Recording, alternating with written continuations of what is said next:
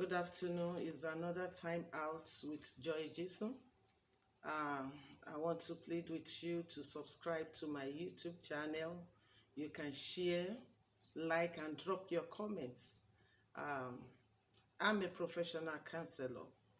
Last week I spoke about building your child's self-esteem. Today I'm going to talk about tips on how to communicate with your child. The golden rule, tip number one, the golden rule to raising to any child rearing practice or whatever you want to inculcate into your child is that you should be a role model. So if you want to be able to communicate effectively with your child, you should be someone that is effective with your communication. That's point one. Then number two tips on how to communicate with your child is that you start it right from the time the child is in the womb. As a father, as a mother, you have to start talking to your child from the womb. Sorry, I didn't give definition of communication. As simple as it is, I would like to define the word communication. Communication is simply an exchange of information. It can be verbal and non-verbal. So I said, tip one, you have to role model being an effective communicator. Now, tip two, you have to start communicating with your child from the womb. Tip three, you have to be a good listener. And you have to listen with the whole of your body. That is, you have to be observant. You have to know the mood of the child. You should be able to read the body language, listen to the body language of the child, and be a good listener. If you are not a good listener as a parent, you can communicate effectively with your child. Number four of communicating effectively with your child is that you have to create time for it.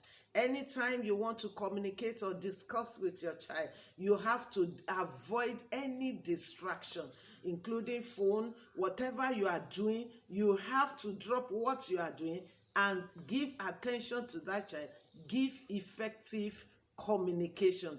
Talk to them in the language they will understand. And number five is this. When you want to talk to your child, let there be eye contact. Give the instruction to be short, brief, and eye contact. Number five, give the instructions. Communicate with short sentences. Make it brief with eye contact. With eye contact. Make it brief. Eye contact. And communicate well. Then number six of communication is this. When you are communicating with your child, come down to that child's level. Don't talk to a toddler as if you are talking to a 40-year-old man. Come down to the level of the child. Come down. Speak in the language they will understand. Speak in the language they will understand. And that's number six. Number seven, your communication with your child have to be regular. The communication with your child have to be regular. It has to be regular. And when you are communicating, discuss about your activities and the child's activities. Discuss about the child's activities and your child activities. This communication can be verbal and it can be non-verbal. It could involve storytelling and different kind of things. So you have to do that when communicating with your child, and learn to study the emotions of your child so that you can assist your child. Understand when your child is angry, when your child is happy, when your child is sad. Is part of communication. And as a parent, when you do this, you see this, you have to do the needful. So don't just neglect it, not just listening. Your part of using your whole body to listen is to study their body language. That's number eight. And number nine, you have to learn to communicate both verbal and non-verbal communication with your child. So it's not only talking to your child, your child should understand what you mean when you give the child the eye signal, any body signal, the child should understand. So the communication between you and your child should be both verbal and non-verbal. Even these days, you can write beautiful write-up for your child. Mommy loves you, daddy loves you. If they can use small phones that you are they don't have access to too many things, but just to call and read text, you can drop beautiful text message to them. So teach your child to understand both verbal and non-verbal language.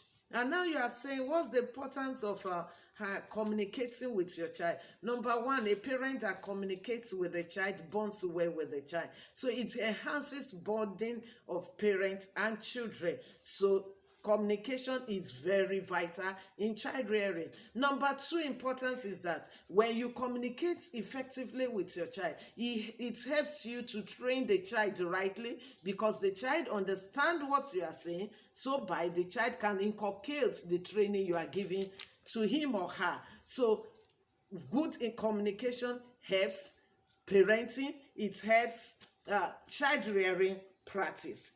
Another number 3 point is that it shows the child that you love the child and you respect the child. So when you communicate effectively with your child, the child have a sense of belonging, which eventually boosts the child's self-esteem, self-worth. Eventually, it's going to help the child in life. And number 4 important reason why you should communicate effectively with your child is that a child that is treated with respect, we eventually treat others with respect, because communicating with your child is a sign of respect. And when you do this to your child, you will know how to communicate pleasantly with people. And secondly, the child language skill will be improved, and the child will become someone that can communicate effectively. Thank you. Next time, I'm going to be talking about different styles of communication between parents and child. Thank you. Bye.